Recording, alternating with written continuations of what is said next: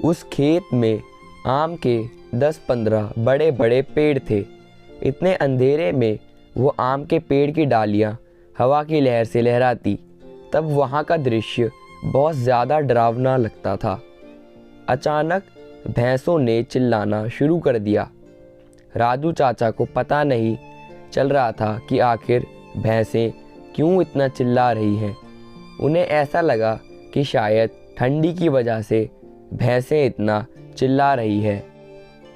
चाचा ने खेत में चिमनी जलाई, क्योंकि उन्हें ऐसा लग रहा था कि शायद यह भैंसें ठंड के कारण चिल्ला रही हैं।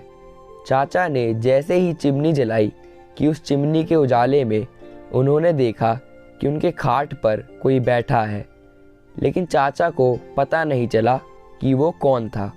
चाचा थोड़ा आगे अपनी खाट की ओर जाता है और देखने की कोशिश करता है कि वो कौन है। थोड़ा आगे जाकर देखने से चाचा को इतना पता चलता है कि वो कोई स्त्री है, लेकिन अभी भी राजू चाचा को वो नहीं पता चलता कि आखिर ये स्त्री कौन है। इतने अंधेरे में चाचा को डर लग रहा था। डर की वजह से उनका शरीर भी कांपने लगा था। ऊपर से आकाश में बिजली भी हो रही थी और उस समय जो वातावरण था वो बहुत ही डरावना भी था।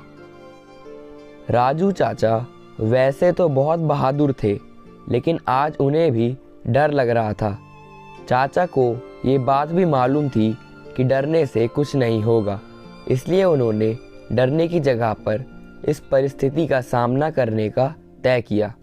चाचा ने एक बड़ी लकड़ी अपने हाथ में ली और वो थोड़ा आगे खाट के पास गए। वो खाट के पास जाकर गुस्से में बोले, कौन हो तुम? तुम्हें क्या लगता है कि मैं तुमसे डरता हूँ? सच तो ये था कि राजू चाचा सच में बहुत डरते थे।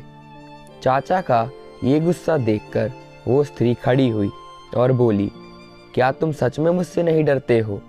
चाचा ने थोड़ी हिम्मत बताई और कहा कि यहाँ से चली जाओ, वरना तुम्हारे लिए अच्छा नहीं होगा। वो स्त्री बोली, अब तू मुझे मेरे ही घर से निकालेगा? यहाँ पर तो मैं कई वर्षों से रह रही हूँ, यहाँ तक कि मेरा जो बचपन है वो भी यहीं से गुजरा है। यह मेरा ही घर है। ये सुनते ही चाचा का डर और गुस्सा दोनों ही शांत हो जाता है।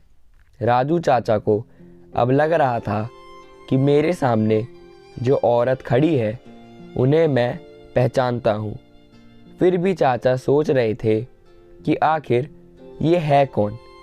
चाचा ने भी यह सोच रहे थे कि अगर मैं इसको जानता हूँ तो ये इस वक्त इतने भयानक रूप में क्यों है।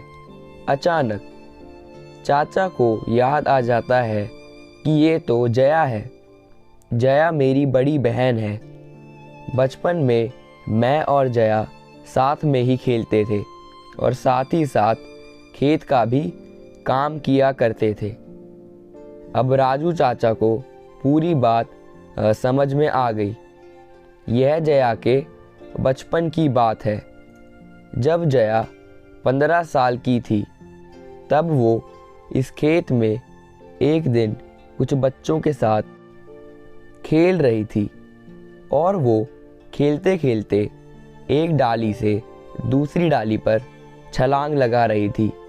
जया जिस डाली पर बैठी थी वो डाली अचानक टूट गई और जया मुंह के बल नीचे गिर गई। ये सब देखकर बच्चों ने चिल्लाना शुरू कर दिया था।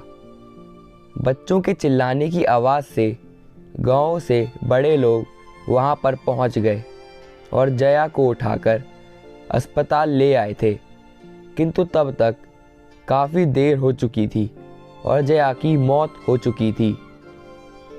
राजू चाचा को ये सारी बातें याद आई थी, लेकिन जब उन्होंने खाट पर देखा तब वहाँ कोई भी नहीं था। उनको पता चल गया कि ये पक्का जया की ही आत्मा है। दूसरे दिन उन्होंने ये सारी बातें गांव वालों को बताई। गांव के एक बड़े बुजुर्ग ने कहा कि जब जया की मौत हुई थी तब वो एक बच्ची थी और इसलिए हमने उसे बालक समझ के दफनाया था, लेकिन वास्तव में हमें उसका अंतिम संस्कार करने की ज़रूरत थी। हमने उसका अंतिम संस्कार नहीं किया है, इसलिए आज भी जया की आत्मा भटक रही है। हमें जया की आत्मा को मुक्ति देनी होगी। गांव के सभी लोगों ने कहा, आपकी बात सही है, हमें जया की आत्मा को मुक्ति देनी होगी।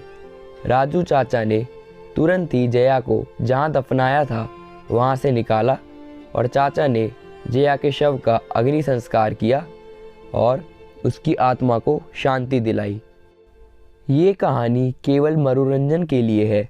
इसके पीछे हमारा उद्देश्य किसी भी प्रकार की अंधविश्वास का प्रसार करने का नहीं है। अगर आपको हमारी हिंदी स्टोरी वो कौन था अच्छी लगी हो तो अपने दोस्तों के साथ भी शेयर कीजिए और कमेंट में ज़रूर बताइए कि कैसी लगी आपको हमारी ये कहानी। धन्यवाद।